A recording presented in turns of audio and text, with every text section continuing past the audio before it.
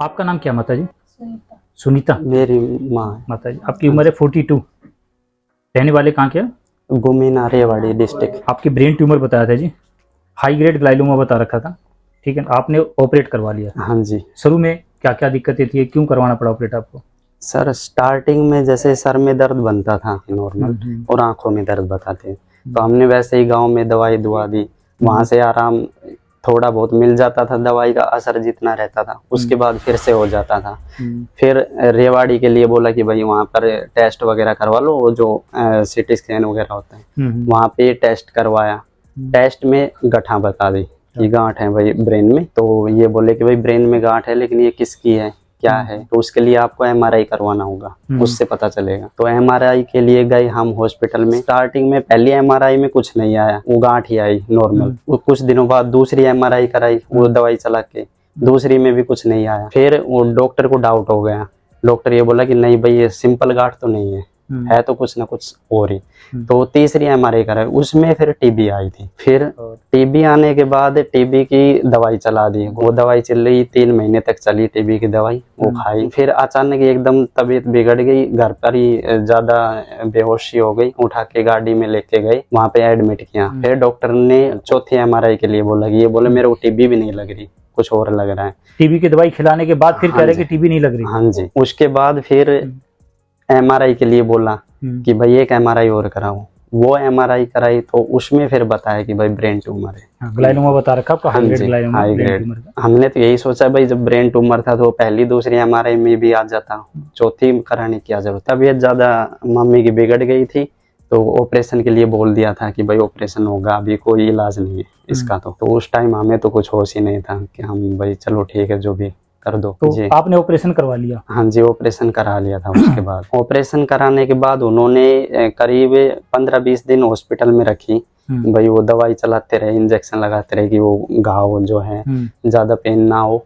उसके बाद उन्होंने डिस्चार्ज कर दिया ऑपरेशन वालों ने, और ये बोला भाई घर पे ले जाओ। 10 दिसंबर को आपने ऑपरेशन करवाया था ना? हाँ जी, 10 दिसंबर को ऑपरेशन हुआ था। छुट्टी देने के बाद घर पर आए, उनकी कोई ऐसी दवाई चली नहीं। फिर आपका मैंने फोन पे वीडियो देखा था यूट्यूब पे ही, ऐसे ही आपके बारे में पता चला, आपकी दवाई फिर मैं लेने आया था। मेरे पास क्यों आए फिर ऑपरेशन कराने के बाद? तो फिर क्यों आना पड़ा मेरे पास? तबीयत ज्यादा बिगड़ गई थी, जैसे पेट काफी उन दवाइयों से फूल गया था। अब डॉक्टर से बोला, मैंने हॉस्पिटल में बोला कि भाई पेट में प्रॉब्लम है, काफी फूल रहा है। तो ये बोलो भाई ये दवाई की वजह से है। दवाई की वजह से तो दवाई कम होनी चाहिए, नहीं दवाई तो खानी पड़ेगी। पेट में दिक्कत है तो दवाई खानी पड़ेगी। पेट फूला जा रहा है, वो तो भाई फूलेगा, पर दवाई खानी पड़ेगी। दवाई खानी पड़ेगी। हाँ जी। ठीक। एक और बता रहे थे सिर में भी आपका यहाँ स्वेलिंग? हाँ, जब वो इंजेक्शन लगाते थे तब तो स्वेलिंग नहीं आई, घर पे लाने के बाद स्वेलिंग आ गई थी, यहाँ पर चेहरे पे आ गई थी पूरे एक साइड से। हाँ जी। फिर मैं आपकी दवाई लेके गया था। स्वेलिंग के लिए आपने उनसे नहीं बोला जी? नहीं जी, उनसे वो हॉस्पिटल में देते थे, वो जो पेन किलर वगैरह हो। उन्होंने ये बोल दिया कि भाई अभी हमारा जितना काम था वो हमने कर दिया। स्वेलिंग क्यों आई नहीं बताया सर?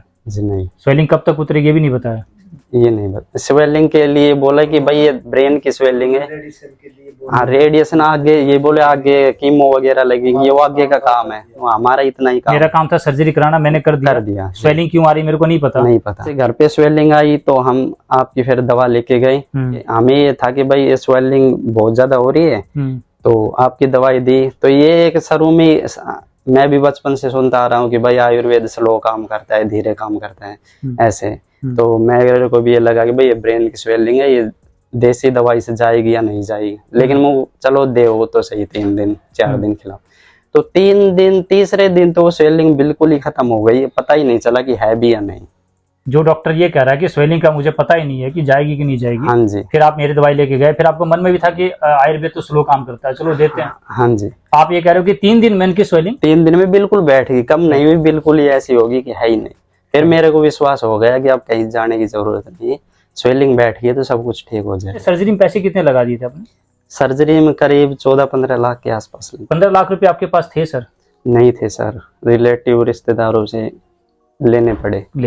कर्ज लेना पड़ा, और कर्ज लेने के बाद सर्जरी कराने के बाद पेशेंट की और हालत खराब, पेट फूल गया, सिर में स्वेलिंग आ गई, और डॉक्टर कहता मेरा जो काम था मैंने कर दिया। अगर सही समय पर इनका ट्रीटमेंट आयुर्वेद से नहीं होता तो वो स्वेलिंग पता नहीं क्या नया रुख ले लेता, और फिर से इनको आईसीयू में ही जाना पड़ता। ब्रेन की सर्जरी में जो आईसीयू होता है उसके भी चार्ज अलग होते हैं। हाँ जी, बहुत महंगा चार्ज होता है वहाँ पे, तो एक दिन का करीब 30-35 हजार के आसपास। कोई भी चार्ज देना नहीं पड़ा, इनकी सारी कंडीशन। आप पेट का सूजन कितने दिन में खत्म हुआ जी आपका? पेट का सूजन तो करीब 15 दिन के आसपास, 15-20 दिन में कम हो गया था। कम हो गया जी। पेट का स्वेलिंग खत्म हो गया, ब्रेन की स्वेलिंग खत्म हो गई, और आज नॉर्मल है, भूख नहीं लगती थी। हाँ जी, पहले भूख नहीं लगती थी, खाना नहीं। अभी आप बता रहे थे वजन भी इनका, अभी वजन भी बढ़ा है, हर महीने 1 किलो वजन बढ़ जाता है। कितने दिन हो गए मेरी दवाई चलते हुए? आपकी दवाई तो अभी 4 महीने हो गए, 4-5 महीने करीब। 4-5 महीने हो गए। हाँ जी। नींद कैसी आती है? नींद अच्छी आती है। नींद अच्छी आती है ना? बिल्कुल गहरी। देखो, नींद अच्छी आने का मतलब होगा रिलैक्स होने लगा। नींद अच्छी आने लगी तो पेशेंट की रिकवरी होने लगी। 40 साल पुराना, 8 साल पुराना, 3 साल पुराना, सबकी 8 दिन में, 10 दिन में यही रिकवरी देखी गई है। 20 दिन में तो वीडियो बनती है। तो मेरे को ऐसा लगता है कि शायद आपको सर्जरी भी नहीं करवाना पड़ता, क्योंकि सिर का दर्द के लिए ही धीरे धीरे क्या होता है, वो आपने पेन किलर खाते रहे। हाँ जी। कई बार छोटी छोटी बातें बताता नहीं है बंदा। हाँ जी, ये तो है। मैं आपको बता रहा हूँ कि अब मेरी उंगली में दर्द हो रहा है तो मैं थोड़ी बोलूंगा, पैर में कोई ऐसे दर्द तो रहती रहती है। सिर का दर्द भी लोग कहते हैं ऐसे होता है, बार बार आप घर वाले को कोई परेशान नहीं करता। वो धीरे धीरे क्या होता है, जब ऐसी हुआ कि एकदम से उसको ज्यादा बढ़ गया। हमारा गौर नहीं करता कोई भी। हाथ से कोई चीज छूट जाती है, जब मैं कई बार कहती हूँ हाथ ही सुन सा है। हाँ, इंडिकेट कर रहा था शरीर, कुछ भी चीज छूट जाता था। हाँ जी। यानी अच्छा, पहले शरीर इंडिकेट कर रहा था, ये लंबे कोई नहीं करता जी। छोटी छोटी चीज के लिए गौर कभी नहीं करोगे आप। पर यह वीडियो बनाने का तात्पर्य यही था कि आयुर्वेद को जिन लोगों ने स्लो बोला, कहीं ना कहीं झूठे। जी बिल्कुल। कहीं से कहीं तक मैंने किसी को नहीं बोला मैं ठीक कर रहा हूँ, पेशेंट खुद बोल रहा है कि मैं ठीक हो रहा हूँ आपकी दवाई से। जी बिल्कुल। चीज ऐसी भी बात बताई थी कि अगर आपके घर में देसी गाय के गौमूत्र की व्यवस्था नहीं है तो मैं दवाई भी नहीं दूंगा। जी बिल्कुल, पहले ही बता दिया था ये तो। बताया था ना मैंने। अब देसी गाय का गौमूत्र की सीधी व्यवस्था करके मेरे को क्या फायदा मिल रहा है? कई लोग कहते हैं हमारे पास देसी गाय के गौमूत्र की व्यवस्था नहीं है, तो मैं उसको अभी वीडियो के माध्यम से बोलता हूं, मेरे पास मत आओ। मेरी दवाई बंद होने के बाद भी गौमूत्र बंद नहीं होगा, यानी जीवन भर आपको गौमूत्र का सेवन करना पड़ेगा। क्यों करना पड़ेगा? क्योंकि जितना भी खाना पीना आपका सब डीएपी यूरिया, सब पेस्टिसाइड, सब केमिकल का प्रोसेस है। इससे बच तो नहीं सकते। घर में तो अनाज उगा नहीं सकते, घर में तो फल आप उगा नहीं सकते, घर में तो सब्जियां उगा नहीं सकते। तो इतना जो खेल किया जा रहा है आपके साथ, उससे बचना कैसे? बोतलें जितनी भी भर भर के दी जा रही है आप लोगों को, प्लास्टिक की बोतल है, और प्लास्टिक में पानी भी खराब हो जाता है। सबको पता है कि लंबे समय तक पानी में रहता था, फिर इनकी दवाइयां कैसे रह जाती है, ये गौमूत्र कैसे रह जाता? तो कहीं ना कहीं आप लोगों के साथ धोखा हो रहा है। तो मैंने एक ही बात कहा कि मेरे पेशेंट को गौमूत्र बगैर मैं दवाई नहीं दूंगा, क्योंकि मेरी भी जिंदगी जो बची थी, मैं सिर्फ ताजा गौमूत्र पी के ठीक हुआ था। उस दिन से मैंने प्रण लिया था कि हर घर में गौ को बनाऊंगा, बिना गौ के मैं चिकित्सा नहीं करूंगा। और गाय तो बंधा ली, अगर गौ माता का गर्भधारण इंजेक्शन से, टीके से होगा तो भी कोई काम का नहीं। कोई काम का नहीं है। तो नंदी भी बचना जरूरी है। अगर आप चाहते हो आपके जीवन में 15 लाख रुपए ना लगाना पड़े, तो आप लोग नंदी और गौ को बचा लो। ऑनलाइन में किसी को दवाई नहीं देता, आप लोग ट्राई मार के देख लेना। यहां बुलाऊंगा, यहां बुलाने के बाद आप व्यवस्था खुद देखो क्या सही है और क्या गलत है, आप फिर निर्णय लो। और फिर आपको लगता है तो मेडिसिन लेके जाओ, अदरवाइज मत लेके जाओगे। ठीक है सर, इसके बारे में मैं एक बात बोलना चाहूंगा। जैसे मैं बचपन से ही सुनता आ रहा था, एक हमारे समाज में एक भ्रम फैलाया जा रहा है कि आयुर्वेद स्लो करता है काम, लेकिन ये पूरी तरह झूठ बात है। आयुर्वेद से फास्ट कोई औषधि या कोई दवाई नहीं है, ये मैं स्पेशली बोलना चाहूंगा। क्योंकि 3 दिन में जब ब्रेन की स्वेलिंग कम हो जाती है, तो आप खुद सोच सकते हो कोई ऐसा पेन किलर नहीं बना जो 3 दिन में स्वेलिंग कम कर दे, या ऐसी कोई वो कर दे। ऐसी कोई दवाई नहीं बनी। लोगों ने बोला हमने आयुर्वेद में गए थे, हमारा ठीक नहीं होता, अभी एलोपैथ में जाना पड़ा। जी। तो आज आयुर्वेद को अच्छी तरह से समझ के लोगों का चिकित्सा करें। और एलोपैथ का मैं बुराई नहीं कर रहा हूँ, ठीक, उनके पास जो ज्ञान था उन्होंने किया, हमारे पास ज्ञान था जो हमने किया।